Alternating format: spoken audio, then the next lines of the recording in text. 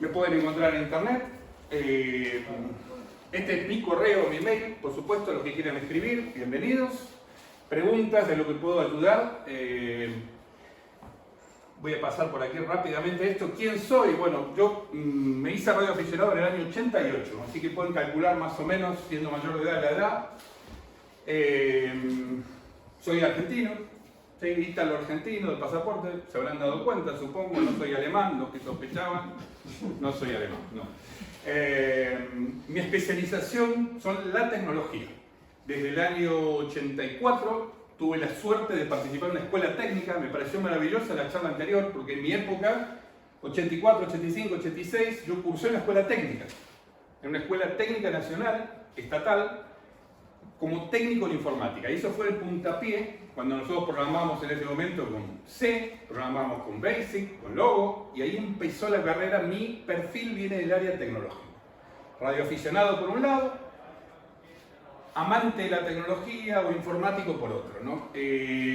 Bueno, tengo algunas certificaciones y trabajé toda mi vida para grandes empresas, para gobierno, siempre del mundo tecnológico. Soy consultor Debian en Linux, para aquellos que conozcan, han escuchado qué es Linux. Bueno, del año 2004 soy consultor en Linux. Mi especialización son los sistemas operativos y las aplicaciones críticas. Trabajo por una empresa, la empresa número 1, aeronáutica, transporte de pasajeros de Europa.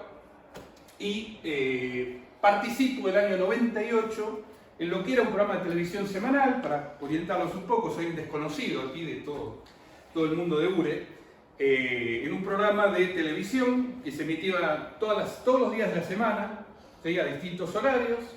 Eso hasta el 2002, a partir de ahí pasó a una modalidad de radio,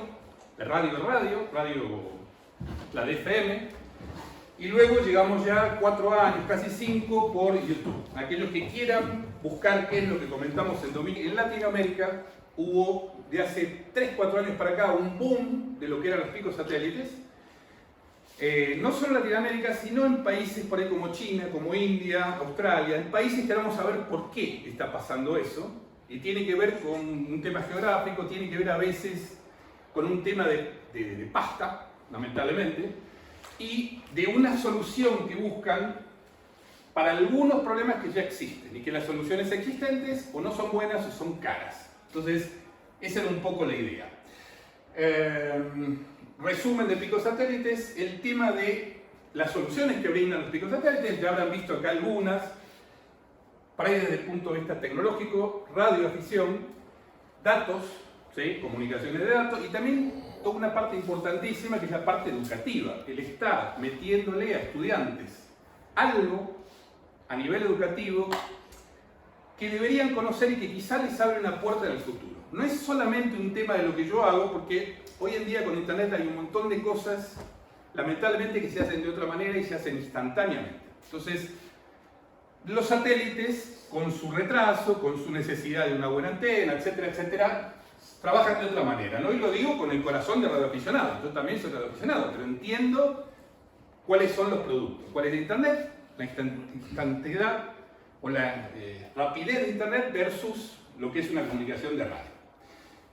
Decía entonces, soluciones de tipo 1.1, 1N, vamos a ver un poco por arriba lo que son las comunicaciones entre satélites y satélites clientes, seguridad de las comunicaciones, que esto es importantísimo. Y este es el punto central, que era la viabilidad técnica y económica de un pico satélite. ¿Bien? ¿Esto por qué lo digo? Bueno, hay una serie de proyectos en Latinoamérica, alrededor de 12 hoy en día. Algunos son con un sustento militar detrás, o gubernamental. Algunos son educativos, o llamémosle amateurs. Y hay algunos proyectos, de hecho en Argentina recientemente, en enero de este año, se lanzó un pico satélite que venía de un tema educativo, venía de uno de estos proyectos educativos, y que la empresa está ahora tratando, bueno, la teoría de esa empresa en particular que vamos a ver es tratar de sacar una constelación de 190 picos satélites. Para darles una idea de la magnitud de lo que quieren hacer. Lanzaron el primero, luego de 2 meses y pico más o menos se perdió la comunicación con el satélite, no hay señal, no sabemos qué pasó, se perdió. Hay otros 2 satélites que están en curso ahora para ser lanzados, y la idea La idea, entiendo que en 1 o 2 años, es tener esa constelación. Yo aclaro, no tengo nada que ver con la empresa, con esa empresa ni con ninguna otra, ¿sí? No tengo relación, por decir, ni comercial. Yo vengo acá a presentar nuestras investigaciones de un montón de meses sobre el tema picos satélites. Y, bueno, el tema decía, viabilidad técnica y económica. Esta empresa en particular busca, en 1 o 2 años, una rentabilidad económica. ¿Está bien? Para que entiendan, es decir, por un lado tenemos todo el mundo amateur, el mundo radioafición, el mundo, llamémosle, subvenciones que nos permiten ampliar ciertos servicios, prototipos, educación. Por otro lado, el lado comercial. Entonces, esta empresa va a buscar una salida comercial. Entonces, es muy importante para mí, por lo menos, el tema rentabilidad económica. Les recomiendo que vean esta película, aquellos que no la hayan visto, sublime. Mírenla, apúntense el nombre, Loja, 2015. Es una película de domingo, pero a todos aquellos que están en el mundo radio, el mundo satélite, les va a dar un tac que bueno, espero que después me escriban y digan, mirá, gracias por recomendar la película, me gustó. Entonces, esto es el resumen de un pico satélite. Ya habrán visto varios, antenas. Tenemos, bueno, las antenas desplegables, metálicas, paneles solares, la parte interna, el payload. Tenemos después, bueno, distintas unidades. Pueden ser cámaras, pueden ser señales de radio, etcétera, etcétera. Rápidamente, pico satélite, hablamos de satélites menores. Hay un montón de denominaciones de los satélites. Entonces, hay desde mini, micro, nano, pico, femto. Femtosatélite acaba siendo una especie de caja de cerillas. Pico satélite menos entre 500 y 1 kilo y entre 100 gramos y 1 kilo, 100 gramos y 1 kilo, y unas medidas aproximadas de 10 por 10 por 10, aproximadamente. No quiere decir que esa es la única medida. De hecho, este satélite de Urasat-1 tiene 5 por 5 por 8, y sin embargo entra en esa categoría. Lo que digo de 10 por 10 por 10 y menores a 1 kilo es porque hay un prototipo, un estándar CubeSat, donde realmente es una organización sin fines de lucro, pero bueno, vende sus productos, donde da paquetes que uno compra y donde uno puede de alguna manera como elegir en una lista qué es lo que quiero meter dentro de mi pico satélite. Entonces quiero esta caja, con esto hay de 1 unidad, de 2, de 3, 30 centímetros, 3 unidades por 10 por 10. Lo que decía, pueden ser simplemente un satélite solitario o bien una constelación. Interpretamos constelación, 2 o más satélites, que todos esos entre sí van a tener una comunicación o con tierra.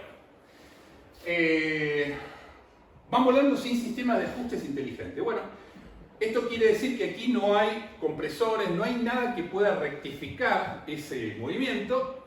Hay algunas pequeñas soluciones que no son muy eficientes para tratar de mantenerlo en el aire, porque existe lo que es la microgravedad. Entonces, ese satélite yo lo lanzo aproximadamente entre 400 y 600 kilómetros de altura, se llama una órbita LEO, Low Orbit es, y esa microgravedad va a hacer que ese pico satélite se empiece a ser atraído hasta que en algún momento se destruye, entra dentro de la atmósfera y se destruye. Esto, por supuesto, sería la solución optimista. Hay otras peores donde puede haber un choque, puede haber un problema de rayo cósmico, puede haber radiación, puede haber algo, destrucción de las baterías, problema de temperatura. No es el único problema. Es decir, la mejor solución es que realmente tenga una entrada y se autodestruya. Pero muchas veces, como comentaba este proyecto de Argentina, lo que acaba ocurriendo es que pasa algo, bueno, y lo han comentado también ayer en una presentación, pasa algo que no sabemos bien qué pasó y perdemos el satélite. ¿Para qué sirven los picos satélites? Prototipos, educación, radioafición. Esto creo que es concreto, hoy en día no hay mucho. El tema de los prototipos es que si estimamos un costo de un pico satélite de este tipo, estoy hablando de valores americanos, latinoamericanos, si estimamos en un valor entre 100 y 150 mil dólares, incluyendo punta a punta, I+D, construcción, transporte, validación, lanzado, hasta el segundo uno donde sale del pod y empieza a operar. Bueno, es mucho más barato que las decenas de millones de cualquier otro satélite que yo pueda pensar, digamos, en un fin comercial. Economía de componentes de coste, es obvio. Microgravedad, bueno, componentes, lo que puede llevar dentro. Bajo consumo eléctrico, fundamental. Esto lleva unos paneles solares, unas baterías, tiene aproximadamente 12 horas de sol, 12 de sombra. En las 12 de sol tiene que cargarse y tiene que aguantar todo lo que pueda. Y a veces lo aguanta, se corta, pierde funcionalidad, porque esto dentro tiene una CPU, una mini CPU, con lo cual tiene un sistema para que cuando vuelve a tener radiación, otra vez sol, se vuelve a cargar, se resetea y arranca de nuevo. Útil para retransmisiones, diferencia térmica, vida útil 1 o 2 años. Esto es en el mejor de los casos. Y ahora vamos a conectarlo al final de la charla con la rentabilidad económica. Yo pienso en un satélite que más o menos $150.000, dijimos, para poner uno en el aire, aproximadamente unos 40, y después eso va bajando para ir lanzando otros, aproximadamente. Entonces, yo tengo que pensar una curva de negocios, en el caso que sea rentable, porque si no estoy quemando dinero, estoy tirando un satélite, se destruye. Bueno, tiro otro, dura 3 meses, se destruye. El prototipo es muy bueno, pero la vida útil que le da es extremadamente cara. No, bueno, no son geoestacionarios, ya lo sabrán, se lanzan en pods, ayer lo comentaban, son unas unidades donde se meten una serie de satélites juntos, eso se abre una puerta, se eyecta normalmente por mecánicos, por muelles, y en unos segundos después empiezan a trabajar. Esto trabaja en una zona aérea que nosotros denominamos poco control. Hay que completar unos formularios, hay que informar, pero no es tan estricto lanzar un picosatélite como otros sistemas. Con lo cual, a nivel de documentación, por lo menos estoy hablando de Latinoamérica, es algo así como informar. Yo mando una carta, informo a NORAD, informo a NASA, hay una serie de organismos que se le dice, señores, vamos a meter esto, ya está. Y hay una cierta anarquía. Frecuencias, VHF, VHF, UHF, S o X. Todas esas son frecuencias válidas en las cuales puedo operar y vamos a ver después estas dos frecuencias de mayor frecuencia nos van a permitir transmitir más datos. Apolo, bueno, dipolos o omnidireccionales, esto tiene que ver con lo que vamos a hacer en la Tierra. Ideales para comunicar pocos datos, IoT, equipamiento. Acá viene parte de la necesidad de esto. ¿Por qué un picosatélite? Bueno, como decía, en ciertos países, en cierto lugar del mundo, con el costo que hay y con la superficie, sea terrestre, desierto, mar, montañosa, no hay otros sistemas de comunicación para conectar a algo que esté en ese lugar. El caso concreto, Latinoamérica, son campos en el medio de la nada, donde a 400 kilómetros a la redonda no hay nada, y el dueño del campo, o lo que fuese, o una empresa, quiere saber qué está pasando ahí. Entonces, las soluciones actuales son utilizar otro tipo de satélites pagos, utilizar lo que era el sistema de telefonía satelital, con unos costos muy altos. El picosatélite en realidad nos permitiría otra vez hacer comunicaciones entre determinadas bases en un lugar aislado contra un satélite. El satélite, ahora vamos a ver con detalle, recopila eso y cuando pasa por lo que nosotros denominamos el HQ, manda esa información e interactúa. Son almacenadores de datos para distribuirlos en otro lugar. ¿Cuáles son los participantes de estas soluciones? Bueno, por un lado HQ, una base, esa base, muy buenas antenas, no necesitan gran potencia, tienen un sistema de comunicación suficientemente bueno para que no necesitemos tener 1 vatio o 2 vatios de comunicación. Con unos pocos milivatios funcionaría para mandarle datos y con antenas más o menos buenas que tengan seguimiento. Recordemos que esto perdón, da unas cuantas vueltas, creo que eran 19 vueltas por día. ¿Ven? Está dando vueltas, con lo cual yo lo tengo que pillar cuando pasa, para subir, si soy un cliente, entre comillas, que voy a mandar datos, o si soy la base central, HQ, hay un momento en el cual va a pasar y le digo, mándame los datos. Satélites 1 o N, y acá vamos a verlo bien, la parte de clientes, le llamamos clientes, que es una base, una caja con una antena emisora, pero que es emisor-receptor, porque necesita mandar los datos, pero necesita recibir un ACK, el OK. Si no pudo recibir el ACK, otra vez mediante el beacon, cuando pase de nuevo, se lo va a volver a subir. Hasta que no reciba un ACK, esa base va a tratar de reintentar subir los datos. Esto es porque no son, digamos, no quiero utilizar el término amateur, es decir, no son sistemas amateur, sino que son sistemas donde yo debo, como la empresa tiene una funcionalidad o un deseo a futuro de rentabilizar esto, yo no puedo perder datos.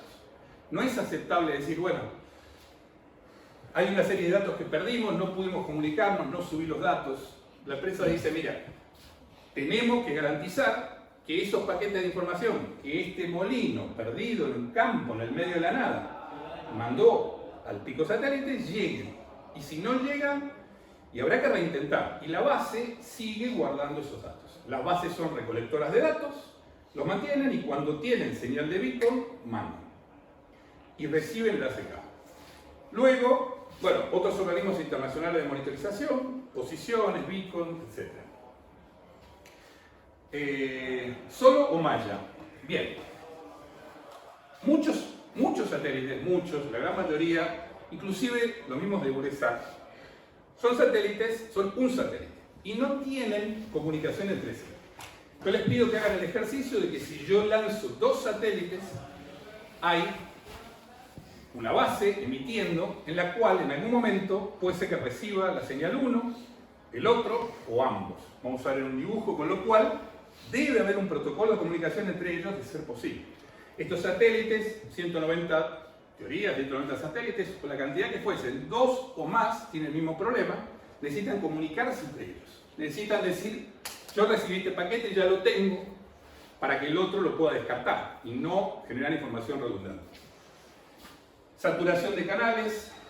Bueno, esto es un tema muy importante. Todos los que hacen radiodiffusión y saben lo que es una señal de baja velocidad de transferencia, donde hay 2, 3, 5 mil clientes en una superficie tratando de transmitir porque están viendo el satélite.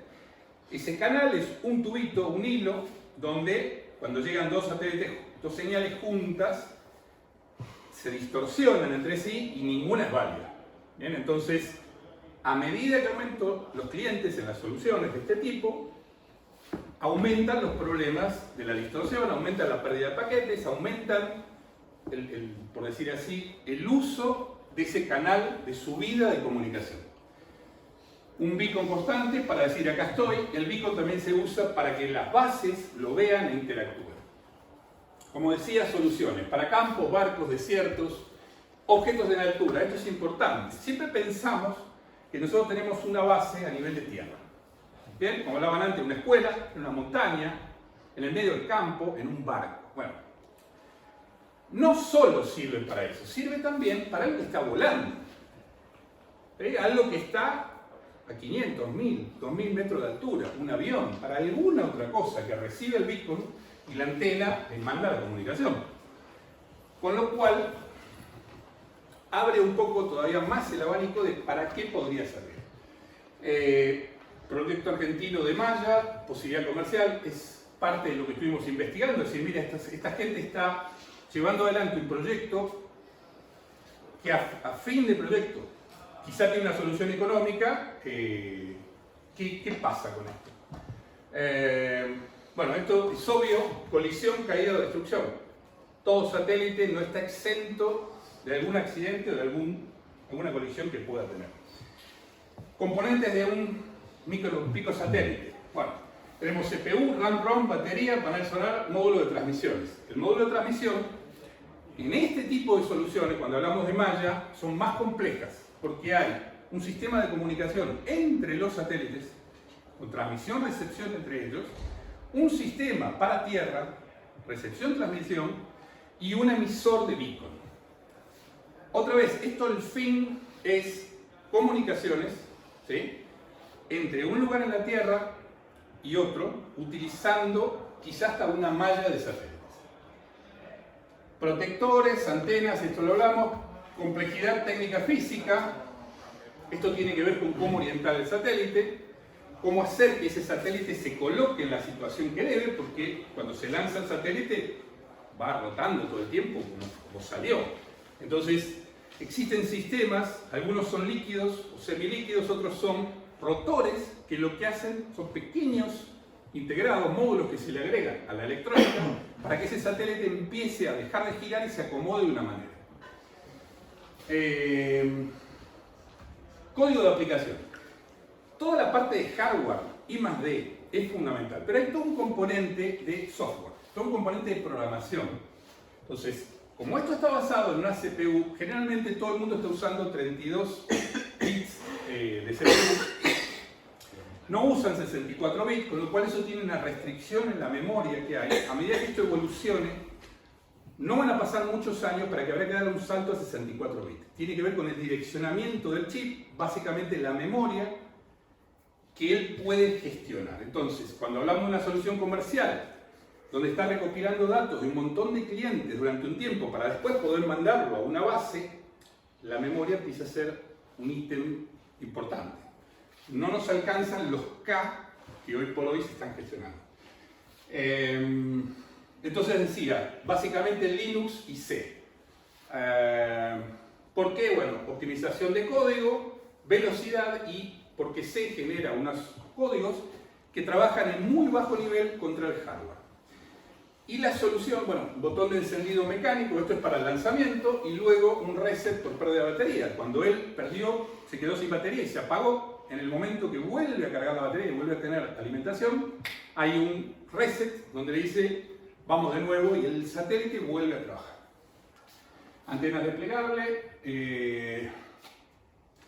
Decía, un tema importante en la parte de C es que el código de ese satélite tiene que hacer una serie de cosas. Tiene por un lado que gestionar el beacon, por otro lado gestionar las comunicaciones con tierra, por otro lado cuando sean 2 IN gestionar las comunicaciones con otros satélites y además un montón de sensores que tiene el satélite de temperatura, de posición, procesamiento y hay algo que no está acá, me olvidé de ponerlo, que tiene que ver con que cuando estas soluciones se aplican en el mundo comercial, requieren encriptación.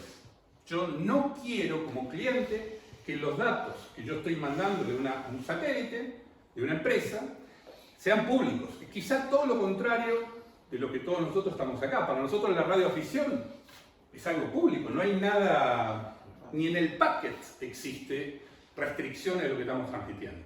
Es justamente al revés. Bueno, en este tipo de soluciones, a donde están yendo ciertas empresas con picos satélites, es a encriptar las comunicaciones. Porque el que tiene un molino y junto a una serie de datos, esa caja cliente los encripta y se lo manda al satélite encriptado. El satélite los tiene que guardar, lo desencripta, lo analiza, mira que esa información sea válida, la guarda. Pero cuando pasa por la base y la base le pide los datos, tienen que otra vez reencriptarlo y mandárselos a la base. Y toda la comunicación de punta a punta se tiene que hacer encriptada. ¿Por qué? Bueno, porque esa información es sensible y los clientes, potenciales clientes, no quieren que esa información sea pública. Hablamos de un molino que quizás es algo IoT muy sencillo, pero esto, las aplicaciones pueden ser mucho más complejas, mucho más importantes y con datos relevantes. Yo no quiero que mi competencia, ejemplo, como cliente, vea los datos que yo estoy generando.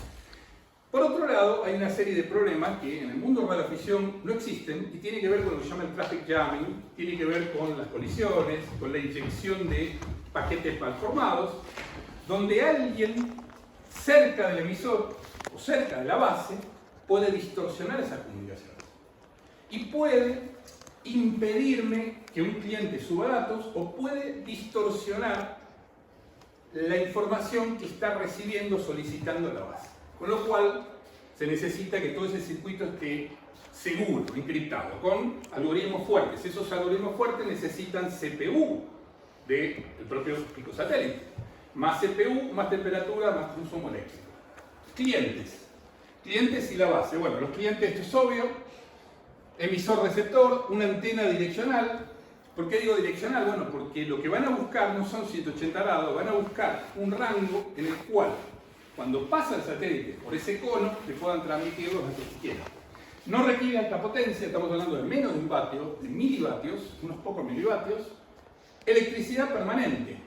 Si pensamos en una granja, en un lugar en el medio de una montaña, en un campo, no siempre tiene electricidad, con lo cual hay un problema para los clientes, que es que el cliente se queda sin energía eléctrica, con lo cual pierde ese pasaje del satélite durante un tiempo. Entonces, el cliente tiene que ser clientes un poco mejores para guardar información de más tiempo, porque si no, si durante un día o dos no tuvo electricidad, empezó a juntar datos, esa unidad que después lo tiene que enviar. Y acá hay una problemática en los clientes que tiene que ver con conectar la base con lo que yo quiera monitorizar. Hay un problema de hardware y un problema de software. Lo quiero conectar con un molino, con unas maquinarias, con unos sensores, con una cámara, con la unidad que quiera, a veces hasta con una apertura de puertas. La base. Bueno, base, mejor antena, más potencia de proceso. La idea de estas soluciones comerciales es que a futuro esas bases publican en internet información donde un cliente, un usuario pueda acceder y obtener esos datos con interfaces gráficas mejoradas. Para que sea, digamos que, teoría, el dueño de una serie de campos se conecta con su teléfono, con un notebook, y está viendo lo que está pasando en un montón de lugares en una interfaz de fácil comprensión. Esto por ahí es...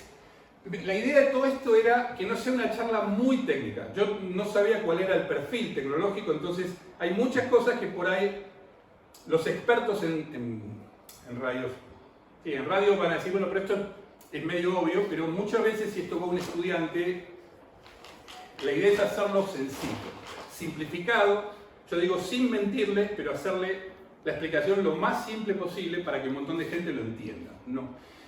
Decíamos, estas son las cosas que tiene que hacer un pico satélite. ¿Qué hace? Bueno, está emitiendo un C0, un beacon todo el tiempo, bueno, todo el tiempo no, perdón, con ciertos intervalos regulares.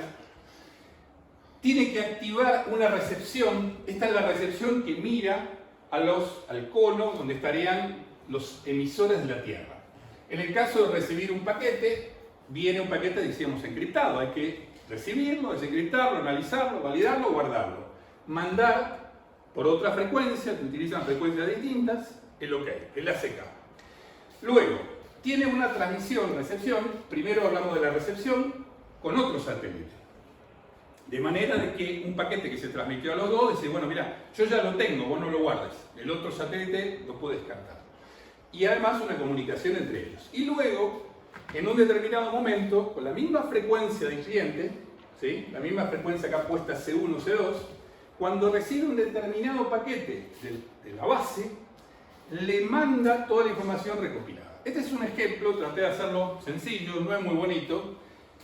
3 clientes distintos, 2 satélites, 2 ON, una base. ¿Cuál es la secuencia? Estos 2 clientes ven pasar el satélite 1, le mandan la unidad de información encriptada, validada, el satélite les da un OK, el segundo manda, recibe el OK. Resulta que en un determinado momento el satélite 3, que ve un beacon, manda la señal, pero la reciben 2 satélites. Entre ellos, ambos satélites hacen este proceso, entre ellos dicen, mira, yo ya tengo este hash, este identificador, uno de ellos lo va a guardar, el otro lo descarta, uno mandará el ACQ, alguno de los dos, y luego cuando pasan con la base manda un paquete y recibe toda esa tira de datos encriptada que fue almacenando el satélite, el pico satélite. Con lo cual el pico satélite necesita más potencia de CPU y por otro lado necesita más almacenamiento.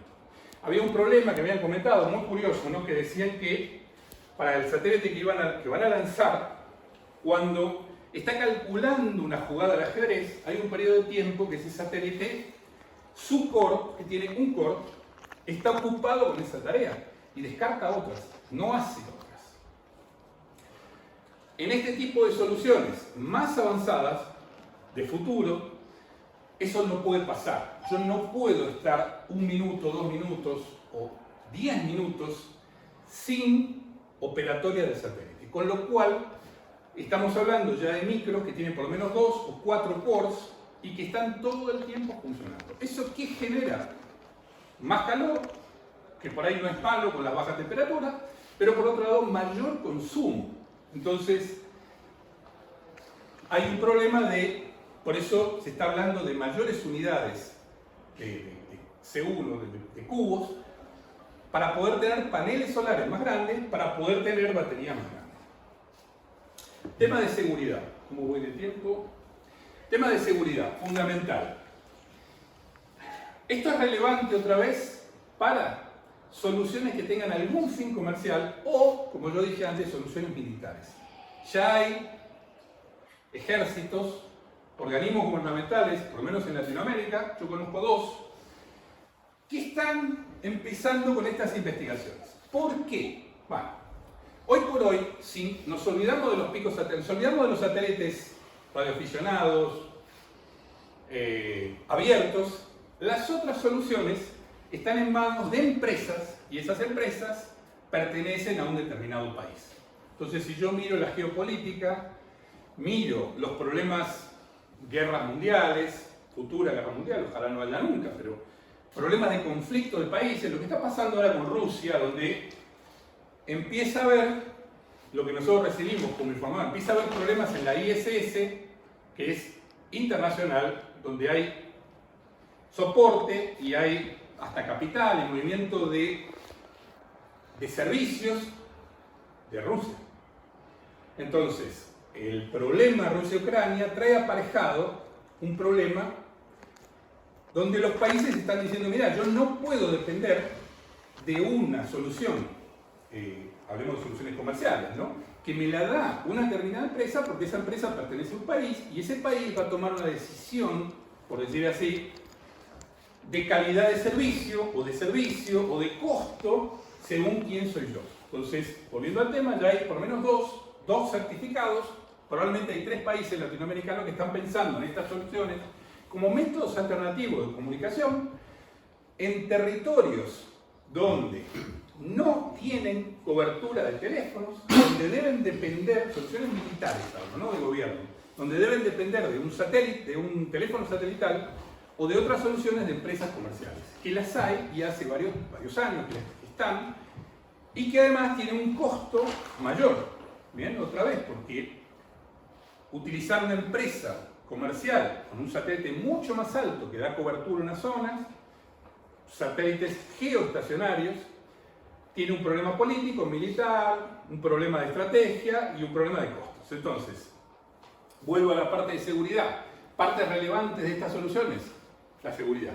El cliente tiene que poder subir con seguridad, es decir, un cliente emisor con una antena Bell Beacon tiene que tener preparado esa información para decir, todo esto que yo he colectado, lo encripto, lo empaqueto y se lo subo. Y no es tan rápido. Las velocidades, ¿sí?, aún utilizando, decía, las bandas de UHF, 430 y pico son las frecuencias, no es suficiente. Entonces empieza a haber soluciones con bandas de gigas, de 2 y de 5.8, si no me equivoco, son las frecuencias, pero esas bandas de giga, esto es una novedad para todo lo que está en el mundo de radioafición, pero esas bandas de gigahercios, millones de ciclos por segundo, eso consume más y con lo cual requiere mayores baterías. Me permite, por decir así, transmitir más datos porque son digitales, pero a costa de un costo eléctrico mayor. No tenemos electricidad ilimitada, no tenemos baterías muy limitadas y hay pendiente una revolución que no va a faltar mucho en el cambio de las baterías. Ya se está hablando de nuevos materiales para hacer baterías más pequeñas, que duren más, que carguen más y que duren más la entrega de energía. Decía entonces, los clientes tienen que poder subir con seguridad. Por otro lado, el satélite tiene que guardar esto de manera segura. La posibilidad de que alguien me capture un satélite en el espacio a 400, 500 kilómetros de altura y tome posesión de satélite es muy, muy improbable. Es mucho más probable que lo destruya.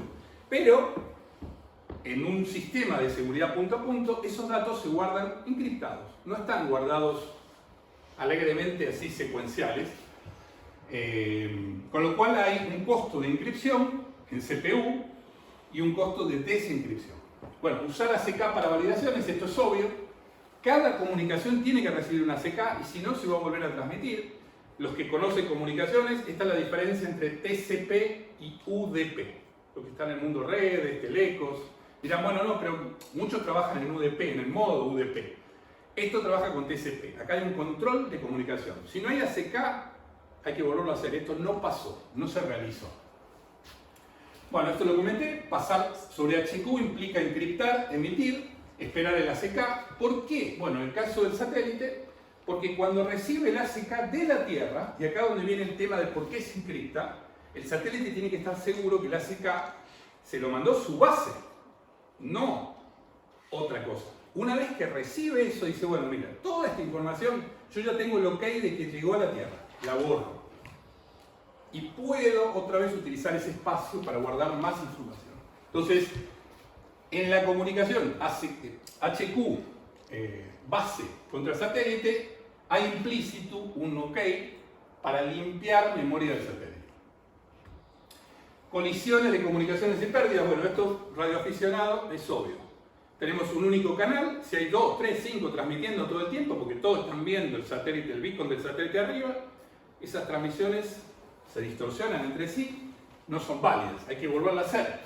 Y se genera un problema de espiral donde, si yo tengo zonas muy pobladas, en el medio de la nada, muy pobladas, cuando digo muy pobladas, me refiero a que por ahí hay 10 emisores en una zona de un desierto. Cuando esos 10 mandan y empieza a haber distorsión y no reciben el ok, los 10 van a volver a reintentar. Y otra vez van a generar una colisión. Entonces hay unos algoritmos implementados en la base de tierra con unos tiempos random donde dice, mira, yo mando. Si no recibo el ACK en tanto tiempo, espero X segundos y vuelvo a mandar.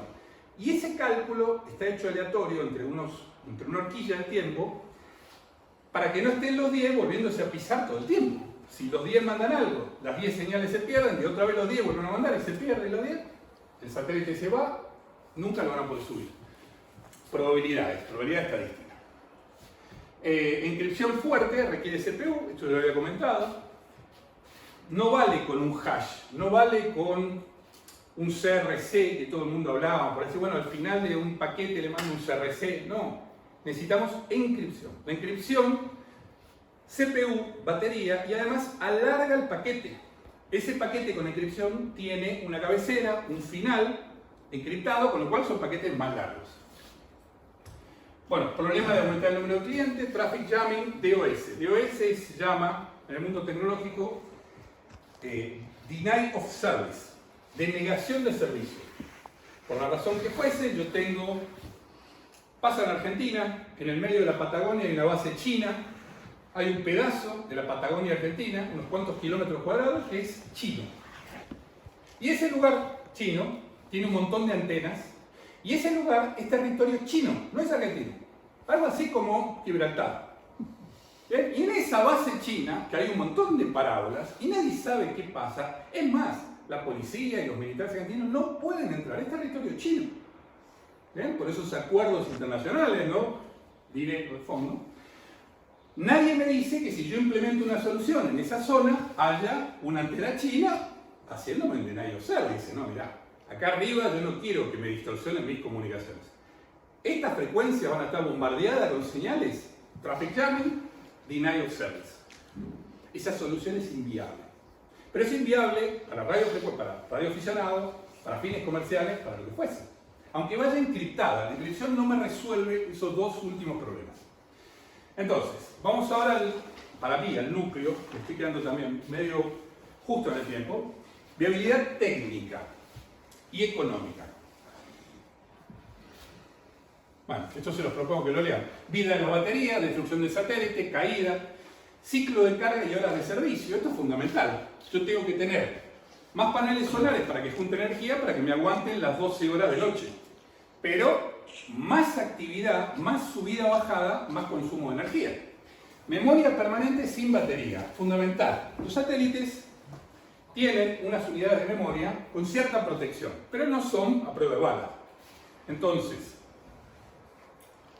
yo tengo que garantizar que esa memoria, si se corta la energía y pasa seguido, durante un tiempo, porque la batería no aguantó esas 10-12 horas que necesito, esa información no se pierde.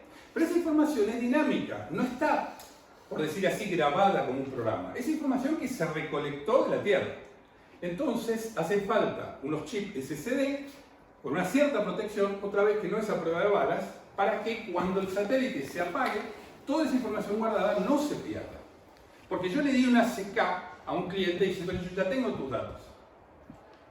Ahora no puedo decir, bueno, sí, yo te di la CK, pero todos esos datos me quedé sin batería y los perdí. Y además pasa muy seguido. Entonces hay un problema en, digamos, en tipos de sistemas, en EEPROMs, en tipos de maneras de guardar la información para que sea persistente sin electricidad. El reinicio de la batería sin pérdida de datos. ¿Bien? Luego, hay un problema y es que hay varias empresas en el mundo, varias empresas grandes, ¿sí?, internacionales, generalmente americanas, pero hay de otros países, hay una empresa china, que están comenzando a evaluar, o digamos, ya lo evaluaron y están empezando a poner en marcha soluciones de Internet en todo el mundo. ¿Bien? Suben un satélite, ¿bien?, para dar cobertura de Internet en ciertas áreas. Internet, con el retraso que eso implica, no es instantáneo, hay lag, pero esas son potenciales competencias. Y otra vez volvemos al problema de quién va a controlar mis comunicaciones. Yo, gobierno, yo, sistema militar, yo, empresa Pepe, y yo no sé si quiero que una empresa china sea la que me esté moviendo los datos de mi empresa, porque no sé qué pasa. ¿Bien? Y ya hay soluciones comerciales. Pero por otro lado, esas empresas que invierten cientos de millones de euros, acaban teniendo soluciones porque acá, en todo proyecto de laboratorio de I+D, lo que manda es la pasta. Yo tengo más dinero, tengo más billetes, hago más investigación, subo más satélites y mejoro todo esto y lo voy potenciando. Los primeros laboratorios que habrán hecho distinta potencia del mundo y empresas comerciales hace 5 años eran prototipos. Hoy ya están subiendo satélites que empiezan, no quiero decir que están dando el servicio, pero están a milímetros de poder dar el servicio de Internet en muchos lugares del mundo, por satélite. Entonces, una solución de este tipo para brindar comunicaciones compite indirectamente con estas soluciones. De hecho, como comenté antes, los sistemas de telefonía satelital ya daban servicio de datos, ya permitían comunicación de datos, no era solo voz. Entonces también hay viejos players que vuelven a reaparecer. Es realmente útil costo, ahora lo vamos a ver, la escalabilidad. Esto es un problema una vez que yo comienzo con esta solución y si recordamos, optimista, 1 o 2 años que el satélite se muere, yo tengo que estar subiendo satélites.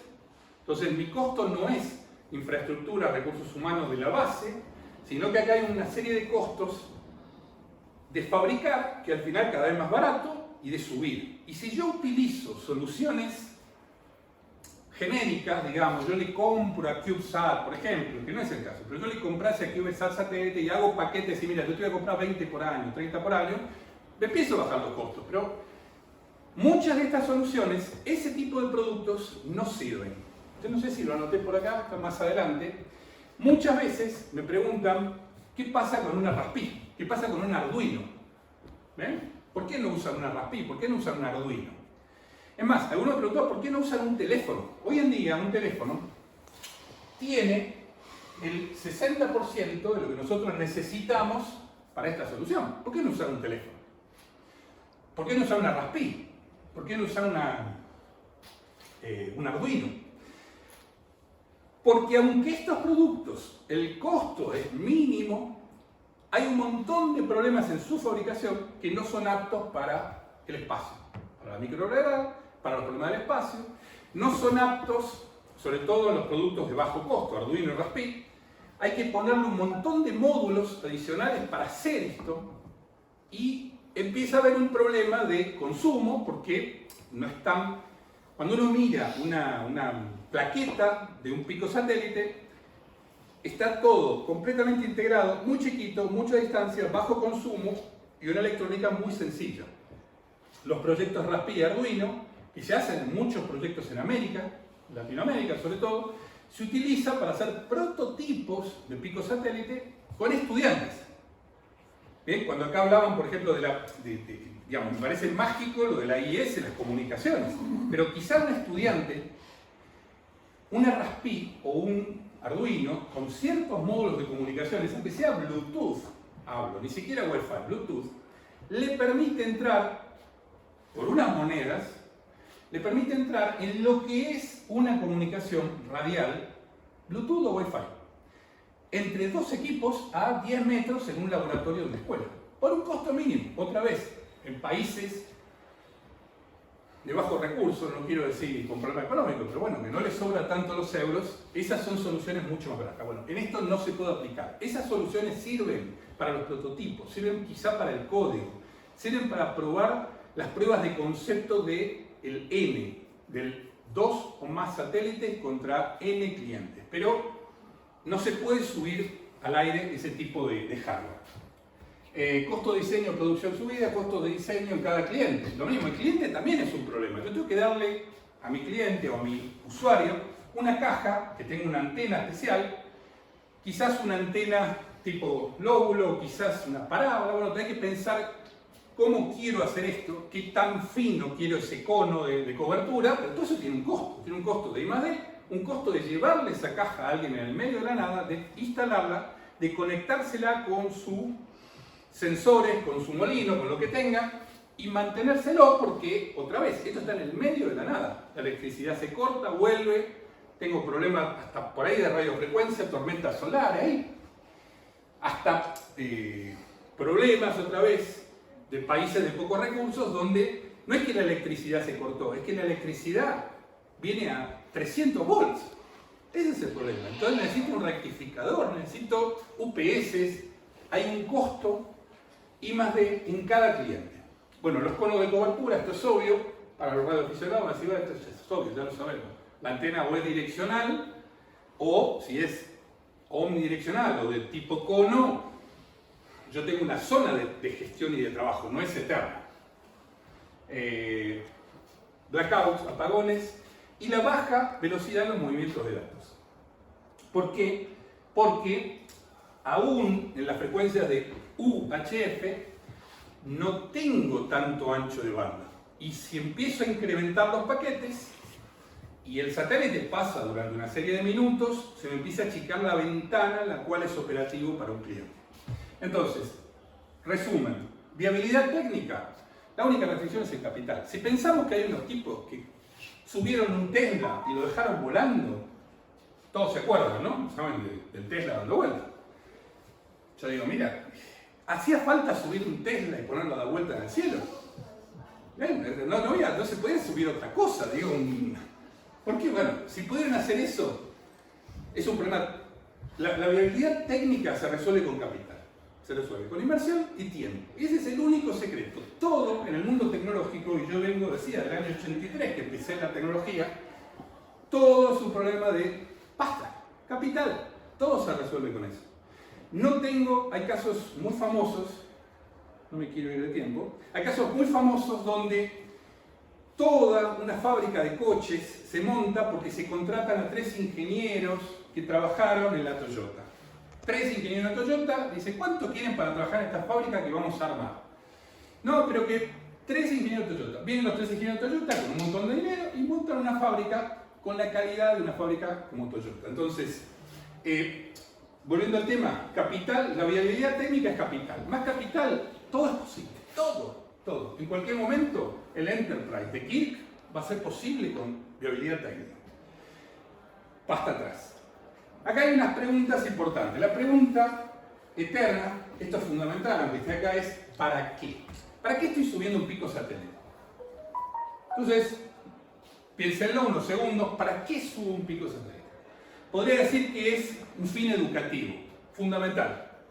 Eduquemos a nuestros hijos, porque van a ser el futuro de este país y de este planeta.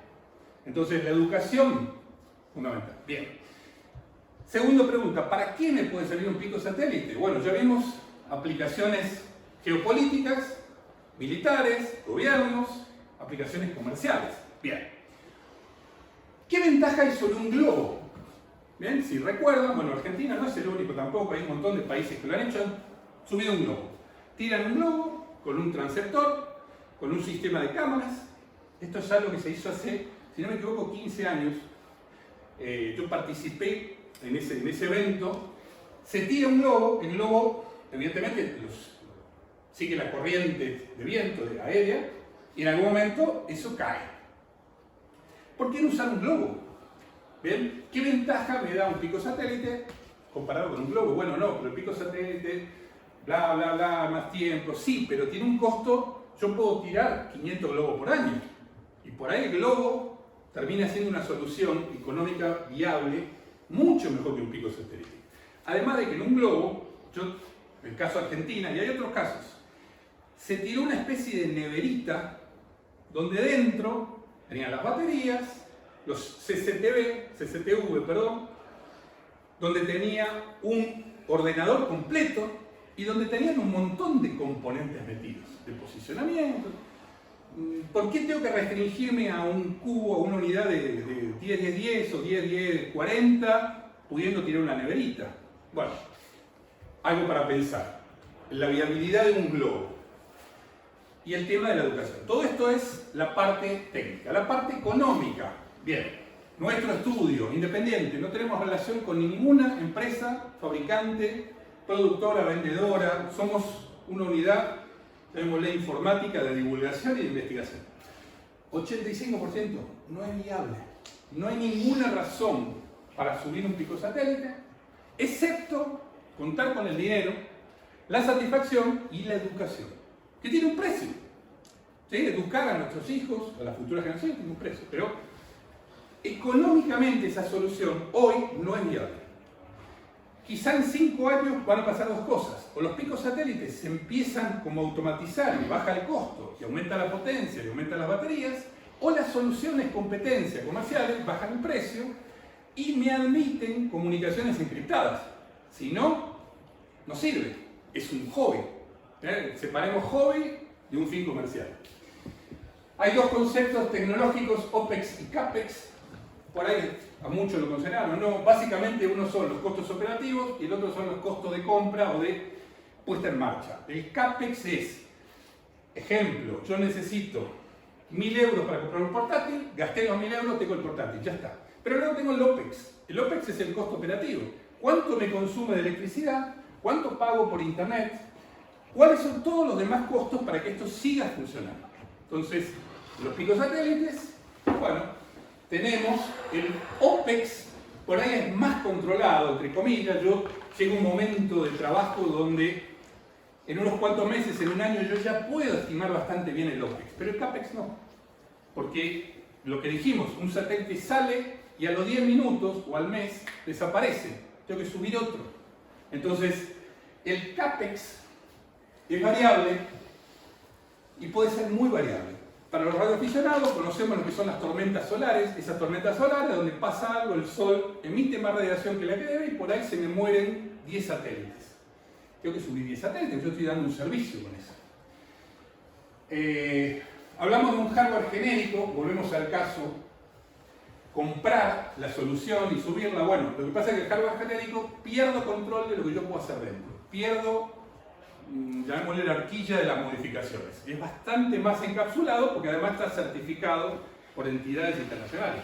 Cuando yo hago diseños ad hoc, mi diseño me cuesta más, pero luego la solución es mía. La puedo patentar y además puedo meter dentro más o menos y evolucionar en el tiempo.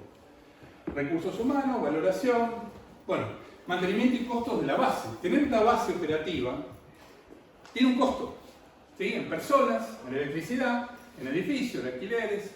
Esto también hay que evaluarlo, porque si yo al final me quedo con 3 satélites dando vuelta, quizás el OPEX de la base se me dispara y tampoco es rentable.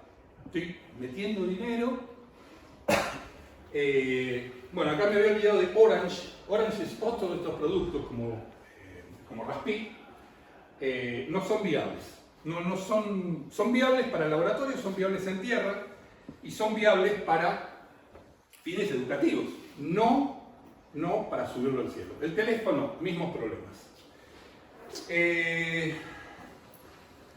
Estas son páginas con bastante información. Bueno, algunas ya la conocen.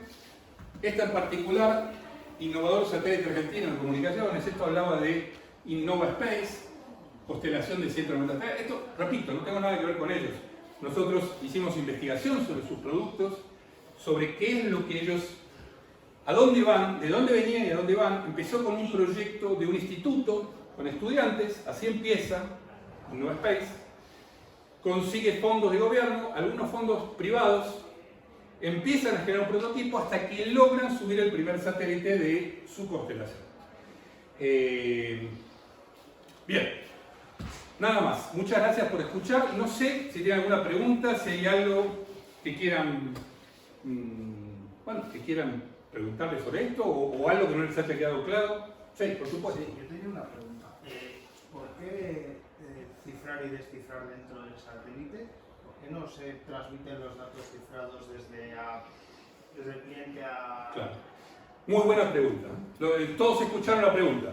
¿Por qué estamos descifrando y volviendo a cifrar con el costo que eso tiene? Bien. Vos tenés que pensar, vamos a suponer que yo soy el satélite, que estoy acá moviéndome y tú me mandas un paquete. Cuando tú me mandas un paquete y yo lo recibo, tengo que validar que ese paquete me lo has enviado tú, porque yo lo que recibo es un pedazo de información. Esa información yo la debo desencriptar, validar y decir sí, me la enviaste tú porque tengo acá dentro hay un pedacito que me identifica que fue enviado de tu base. Esa información es válida, no quiere decir que esté bien, porque la información al transferirla pudo haber sufrido una distorsión. Entonces yo tengo también un CRC. Y cuando todo ese paquete se desencriptó, se validó, se autenticó y digo, ok, es un paquete válido, te mando el ACK y lo guardo. Esa es la razón de por qué, digamos, y se guarda desencriptado, ¿sí? ¿Por qué? Porque con todos tus paquetes, más los de otras personas, que se van juntando, por decir así, tiras de bytes, hay un momento donde todo eso, digamos, es mucho más eficiente encriptar 10K, los 10K, y mandar un paquete a la Tierra con los 10K encriptados, que tu paquete encriptado, más el de él, más el de él, más otro tuyo, todos esos paquetes encriptados se engordaron. Entonces estaría mandando mucha más información, ¿sí? Con un montón de paquetes encriptados que, con toda la información validada por el satélite y guardada, encripto y mando a la Tierra. Tiene que ver con optimización de qué datos estoy mandando, ¿sí? Y de que la encripción es costosa en volumen. ¿Sí? Sí, no, es que no. Entiendo que, claro, es un coste-beneficio por un lado, porque creo que es igual que se puede validar en la base. Se podría, pero eso ocurre cuando vos tenés un repetidor. Claro. Y donde la información no necesita un ACK. Otra vez, en el mundo de radioafición, ¿cuántas veces? Yo diría que muchas veces pasa, vos mandás un paquete, repetís, no te entendí. Entonces lo repites, porque no se escuchó bien, hubo ruido, hubo pérdida en lo que es audio. Inclusive en packet pasa, en packet radio, una chispa. Muchas veces pasaba, uno prende y apaga electricidad y te generó un ruido en el paquete. Entonces, ¿es realmente, por decir así, es realmente necesario en un sistema amateur radial? No. En un sistema